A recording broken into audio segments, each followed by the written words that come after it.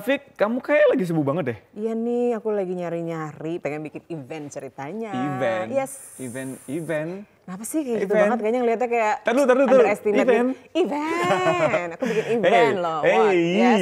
Kenapa? Event tuh kebanyakan tuh para cowok yang keren, yang otaknya tuh, yang kerjanya gini gitu loh. Ya enggak dong, jangan salah dong. Karena kenapa aku tuh udah belajar dari seorang yang expert. Ya aku tahu. Kamu pasti mau jadi bagian konsumsi kan? Gitu dong. Buku tamu, bagian registrasi. Iya nggak sih? Enggak lah. Oh bukan? Bukan, lebih besar dari itu pokoknya. Karena aku udah belajar dari seseorang ini. Bukannya kamu juga yang kenalin aku sama si Ibu satu ini. Siapa sih? Penasaran? Kita sapa dulu aja. Oh kita sapa lebih dahulu aja ya, iya. baik. Yes. Kalau gitu kita sapa, salam Super Suara Perempuan. Nah, di komunitas Super ini kita akan menghadirkan sosok-sosok perempuan yang sangat luar biasa hebat, penuh inspirasi dan tentunya penuh dengan sesuatu yang menggebrak gitu, ide-ide yang luar biasa sekali. Siapakah beliau? Ya langsung aja kita lihat profilnya yang berikut ini.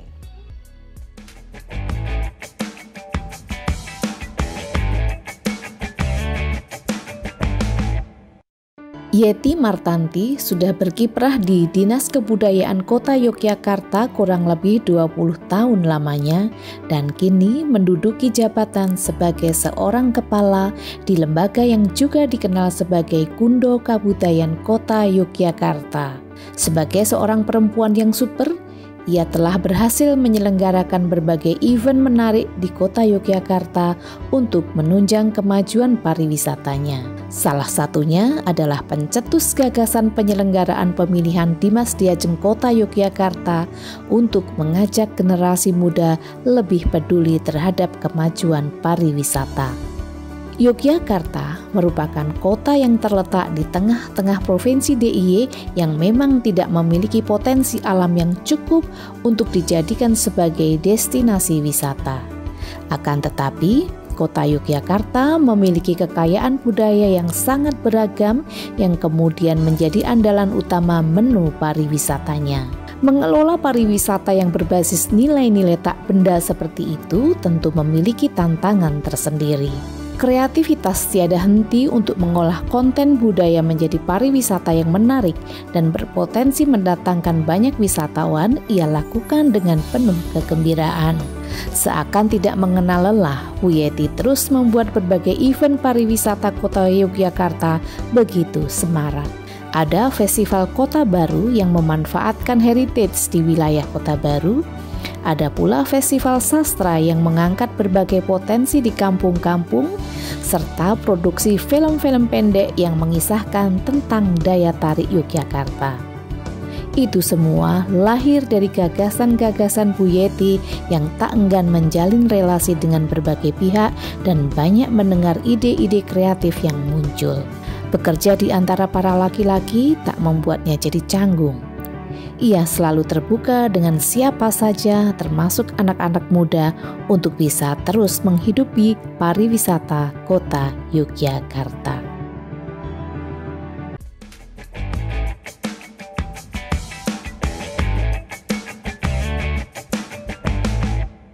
Iya kan, kamu kan yang kenalin kan. Iya, kalau sudah kamu bilang kayak gitu, saya sudah nggak bisa berkata. Ya? Percaya banget. Banyak belajar dari beliau dan pastinya juga pemirsa pengen belajar banyak juga nih dari seorang Ibu Yeti Martanti, Kepala Kundo Kebudayaan Kota Yogyakarta. Ibu apa kabar Bu Yeti? Luar biasa. Luar biasa tuh banyak makna loh ya. Luar biasa sekali. Ibu, ini tuh teman saya, sok-sokan ini pengen ngikutin Ibu yang pengen bikin event. Begitu suka underestimate gimana sih Bu? Sebel deh. Sebel ya? Bisa ya, kita bisa perempuan. gitu ya. Gak boleh dong. Nggak Kita boleh juga bisa ya? tangguh sebagai seorang perempuan. Justru kita emang organize ya. Aduh, saya nggak bisa ngomong apa-apa deh kalau kayak gini ya. Ibu, kabarnya gimana dan aktivitas sehari-hari sekarang lagi sibuk ngapain aja ini? Alhamdulillah sehat dan semakin produktif. Semakin produktif ya. Ya harus banyak aktivitas yang kita lakukan dan tentu saja memberikan motivasi banyak pihak gitu, banyak masyarakat untuk berkreasi gitu. Apalagi kan setelah kemarin kita lama ya agak terbatas gitu dalam aktivitas karena pandemi. Betul. Nah tentu saja sekarang kita mulai banyak hal yang kemudian bisa kita eksplorasi untuk melakukan aktivitas yang lebih baik lagi. Beauty ini kreatif banget, begitu ya. Kan? Banyak banget hal-hal baru dan juga modern kemudian yang dikeluarkan begitu ya dari Ide-idenya. otak. Keluar semua dong, malah nggak jadi. Itu ide-ide dari mana sih? Ya dari ini ngobrol-ngobrol gini, dari ngopi-ngopi gitu. Beliau sangat benar-benar. Sama dong. Ya. Jadi memang kita harus terbuka dengan banyak orang gitu ya. Artinya baik itu dari all segmen lah. Artinya banyak pihak tentu saja bisa memberikan input masukan begitu kan. Mereka juga dari latar belakang yang berbeda-beda itu justru memberikan warna gitu untuk kemudian kita bisa menyerap apa sih yang kemudian menjadi salah satu inspirasi kita untuk kemudian ada banyak ide gagasan yang kemudian lebih besar gitu kan, lebih terbuka. Artinya tidak terbatas terkotak-kotak begitu, tapi lebih terbuka. Nah, itu. Lebih terbuka. Beliau ini kan kalau nggak salah ini udah 20 tahunan itu di Dinas Pariwisata dan sekarang di Dinas Kebudayaan yang saling Jogja kan kenal dengan pariwisata dan budayanya nih. Beliau ini kok kayaknya ini ya apa ya aktif di dua-duanya sangat luar biasa juga.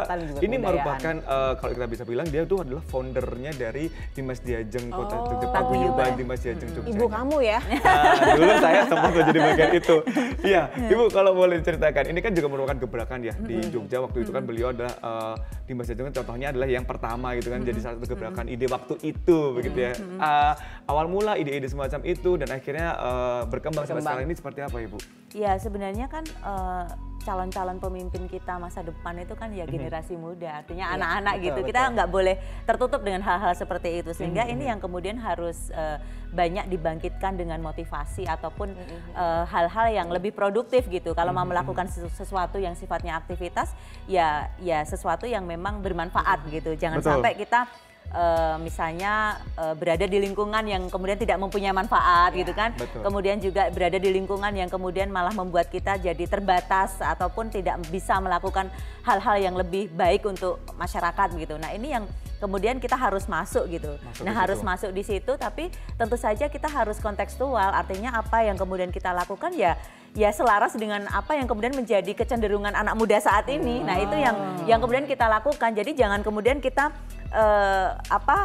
di zaman era kita beda itu ya harusnya kita sesuaikanlah dengan kalau anak muda sekarang kecenderungannya apa. Nah itu yang kita ikuti kemudian kita lakukan hal-hal yang kemudian bisa kita muatkan di situ. Perkembangan tersebut pada masa itu beride semacam itu dan sangat luar biasa. Sekarang ide pasti lain lagi apa banyak banget juga termasuk juga ada film pada tentang Yogyakarta begitu. Itu seperti apa boleh diceritakan prosesnya seperti apa begitu dan ide-idenya juga seperti apa gitu. Nah itu waktu kita memilih tim produksi salah satunya sutradara itu kan kalau kita bicara kaitannya dengan Jogja, satu harus memasukkan internalisasi terkait dengan nilai-nilai budaya itu pasti. Jadi orang biar dia tetap meletakkan dasar kebudayaan itu sendiri bahwa itu sebagai bagian dari kehidupan masyarakat Jogja khususnya. Tapi yang kedua waktu itu kita juga harus muatkan nih. Jadi jangan kemudian kita mengkotak-kotakkan. Artinya gini, waktu itu ya peran perempuan harus juga ada di situ. Artinya bahwa tidak semua hal kemudian kok kemudian dominan pada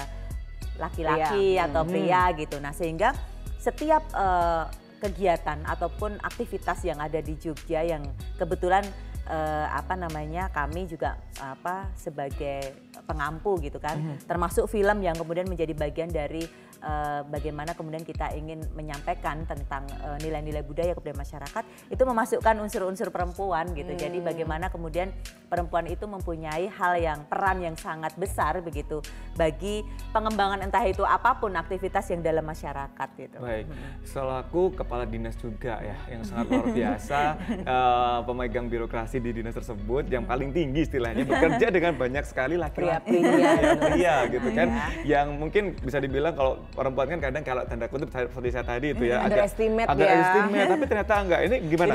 Lingkungan bekerja ya di antara para pria-pria seperti apa sih kemudian tantangannya juga yang dihadapi begitu? Iya kita pernah juga rapat itu perempuan sendiri ya biasa aja gitu kan. Terlalu biasa juga ya? Ya itu artinya tantangan kalau buat kita semua dan itu justru menunjukkan bagaimana kita ingin memberikan inspirasi dan motivasi kepada perempuan-perempuan hebat yang ada di Jogja dan Indonesia dan dunia mungkin bahwa sebenarnya jangan terbatas. Jangan terbatas. Jadi kita itu kan kadang merasa itu kan hal yang dirasa gitu. Tapi kemudian sebenarnya bisa diaktualisasi, artinya jangan kemudian kita terjebak pada hal-hal yang mungkin selama ini dianggap atau diopinikan secara publik yang itu sudah membudaya atau apapun itu yang kemudian membuat peran perempuan itu agak terbatas. Nah itu yang kemudian harus kita sampaikan melalui aktivitas-aktivitas yang kita lakukan. Stereotipnya harus diubah. Dan itu benar-benar ditunjukkan langsung ya dengan cara memimpin dan juga memberikan arahan-arahan secara luar biasa di lingkungan laki-laki. Foto di belakang ini kan? Iya, nanti kita akan lihat dulu karena kita nanti akan mulai dari itu ya kok bisa ada itu? Spill dulu. Ya, kita akan lanjutkan lagi. Saya Jeda, tetaplah bersama kami di Super Suara Perempuan.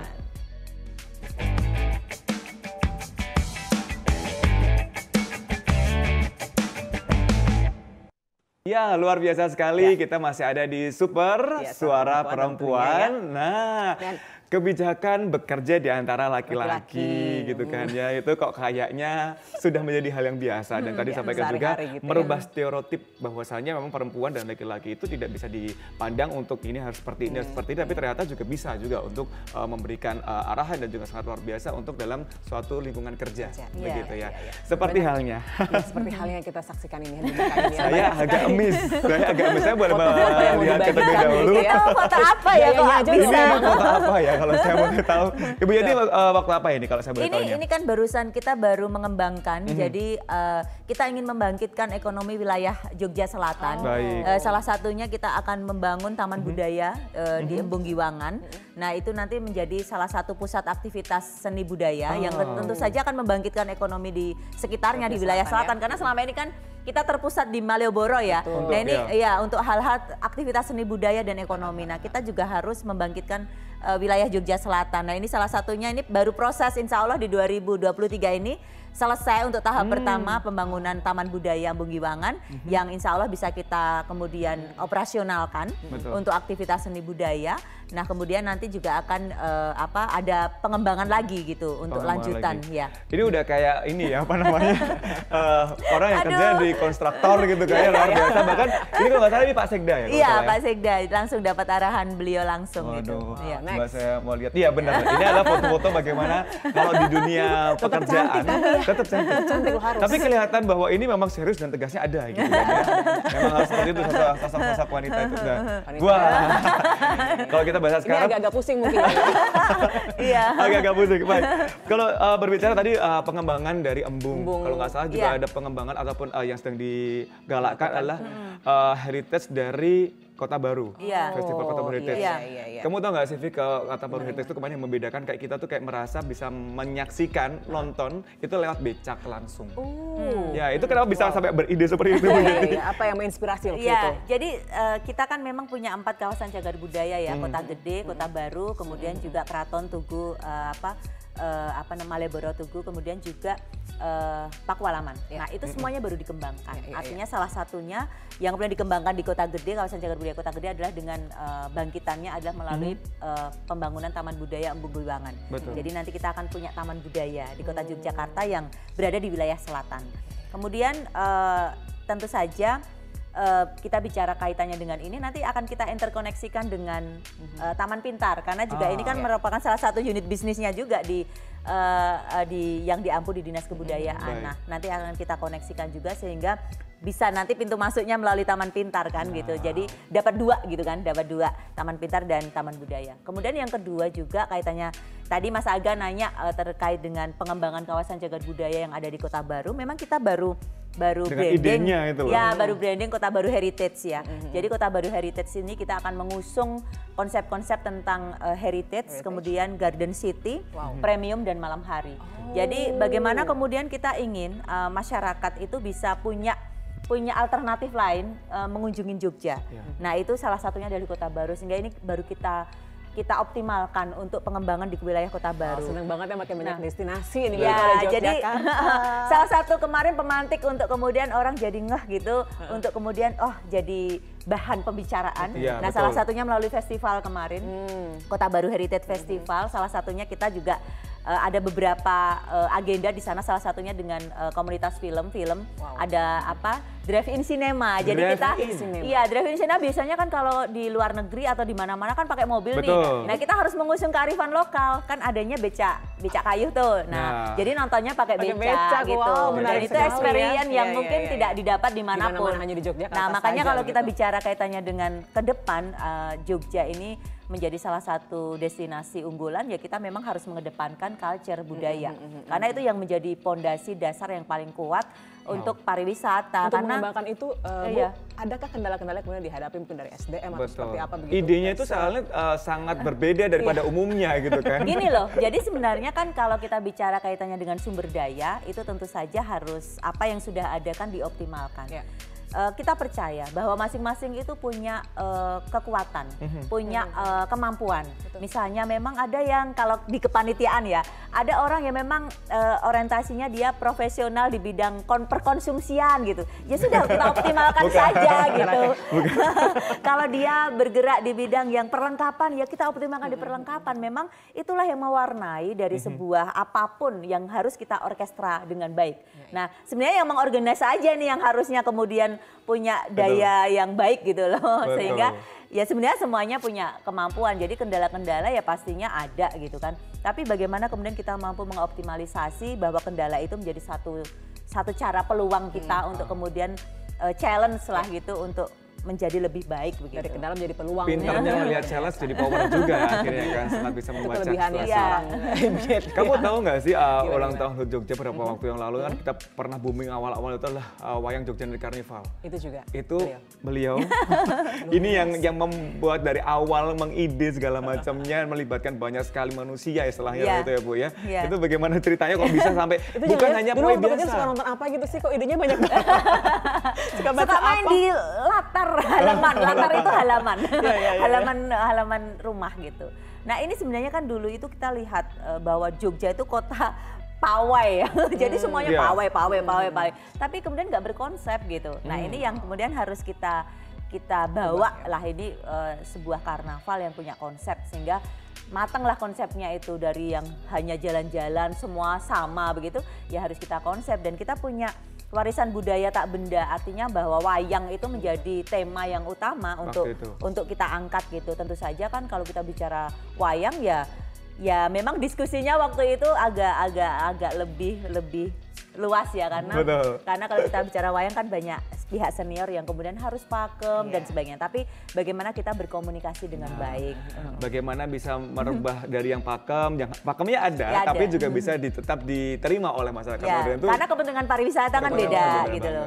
Bahkan kalau nggak salah beliau itu juga pernah membawa nama baik Jogja itu sampai ke area luar negeri. Tidak hanya. Itu boleh ceritakan seperti apa sih? Pernah Korea juga ya, Korea gitu ya. Ya itu kan kita jadi anggota Tourism Promotion Organization ya, TPO. Jadi itu negara-negara di Asia Pasifik untuk bagaimana kemudian kerjasama itu bermanfaat secara promosi untuk tourism gitu, pariwisata. Nah kita juga kebetulan juga mengikuti kegiatan-kegiatan tersebut. Dan juga pernah kita menjadi best untuk promotion yang ada di Jogja juga karena kebetulan promosi kita dianggap yang terbaik di negara-negara Asia Pasifik gitu. Masih banyak lagi sebenarnya karya-karya ya. Saya melongo dengan ide-ide dan biasanya prestasinya juga. Tahu apalagi kira-kira ide-idenya begitu ya. Sesaat lagi tetap bersama kami di Super Suara Perempuan.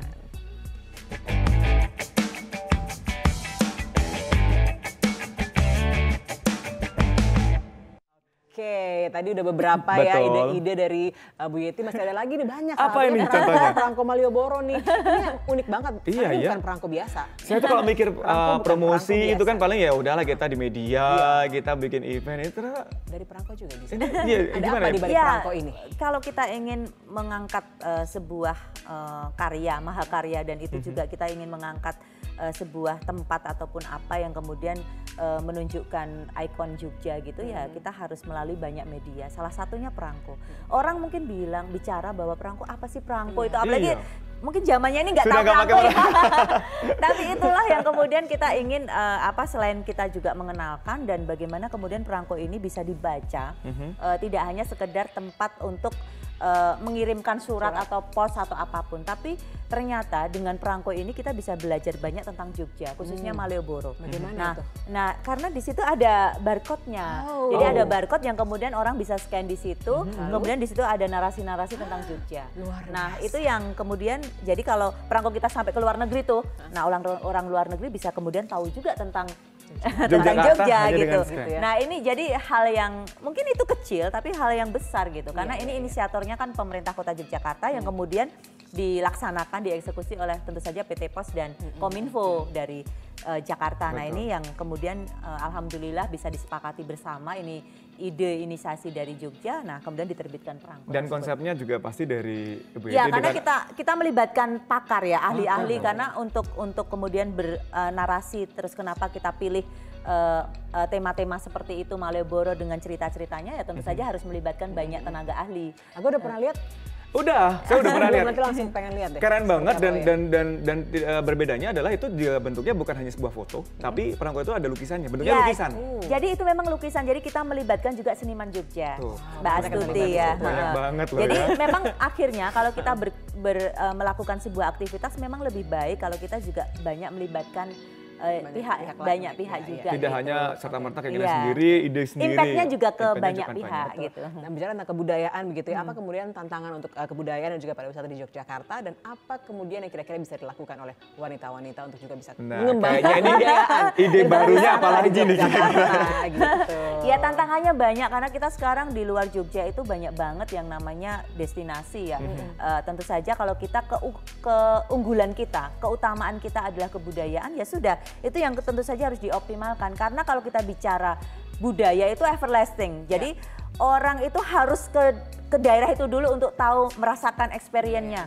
Tapi kalau alam mungkin kita bisa melihat dari manapun gitu. Tapi kalau budaya itu kan harus dilakukan. Jadi something to do gitu harus kemudian dilakukan gitu kan, dilakukan kita sehingga dapat experience atau pengalaman-pengalaman. Nah itu yang kemudian kita perlu eksplorasi katanya dengan kebudayaan yang di Kota Yogyakarta yang memang itu menjadi kekayaan yang sangat beragam di Kota Jogja. Banyak banget ya. Kira-kira next apa ya? Nah ini aku penasaran.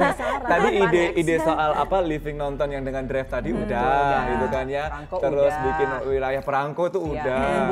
Pawai yang berbeda dengan yang beda-beda udah. Kan ide-ide baru tuh. Pasti masih banyak lagi ide-ide yang keluar ini. Ide yang ke depan apa ini? Ya, kayaknya nanti deh. Nanti. Ya, tapi ada pasti ada ya. Iya, jadi kita kan sebentar lagi juga akan menggelar festival sastra, kemudian festival Yogyakarta. Kalau festival Yogyakarta itu kita ingin menyampaikan, mempresent bagaimana Jogja yang tentu saja sangat apa ya kalau kita bicara kan budaya perkotaan sangat dinamis, jadi tidak kemudian konteksnya tidak hanya tradisional tapi bagaimana kalau budaya Jogja itu sangat dinamis yang terbuka dengan banyak budaya. Nah itu yang kemudian ingin kita sajikan di kampung-kampung yang kemudian kita jadikan satu untuk kemudian dipresent. Nah ini loh budaya Jogja, Kota Jogja khususnya gitu ya. Jadi termasuk puncak-puncak budaya Jogja juga kita tampilkan di situ. Nah salah satu hebatnya selain ide membuat event, menggerakkan manusia itu juga sangat luar biasa. Seorang Bu Yeti. Terakhir mungkin yang ingin saya tanyakan adalah mungkin underestimate orang terhadap wanita, terhadap perempuan, begitu kan ya. Ini harus digebrak dan saran-saran untuk Ibu Yeti kepada perempuan-perempuan yang ada di luar seperti yang menyaksikan kali ini apa ini agar tetap bisa bahwa perempuan itu bisa gitu loh. Dan juga kepada pria-pria Karena di saya loh. Baik, gimana Bu Yeti untuk perempuan-perempuan di sana? Iya ya, kita harus menunjukkan dengan kerja kita, kerja kita artinya bahwa apapun yang kita lakukan kalau itu membawa manfaat itu tentu saja akan dilihat oleh banyak masyarakat sehingga jangan takut untuk melakukan aktivitas apapun, untuk berkreasi, punya ide-ide gagasan yang luar biasa, jangan takut apapun itu, termasuk kalau kita membuat sebuah kesalahan. Daripada kita berdiam, mending kita ada 5 hal yang kemudian salah satu nggak apa-apa, tapi kita melakukan sesuatu yang kemudian bermanfaat untuk masyarakat daripada kita hanya berdiam saja gitu kan, tidak melakukan apapun. Wah, plannya banyak ya. Kalau ada satu yang salah kan masih ada 4 yang masih terlihat baik daripada berdiam saja gitu ya. Daripada berdiam saja, daripada hanya di dapur kalau perempuan gitu kan. Terima kasih. Terima kasih Bu Yeti. Luar biasa, waktunya sangat hebat sekali. Dan pemirsa tak kerasa ini dia pertemuan kita di Suara Perempuan edisi kali ini yang sangat luar biasa bersama dengan Ibu Yeti. Sekali lagi terima kasih ya atas cerita-cerita inspirasinya dan tentunya terus berkarya dan makin hebat perempuan Indonesia. Salam Super Suara Perempuan.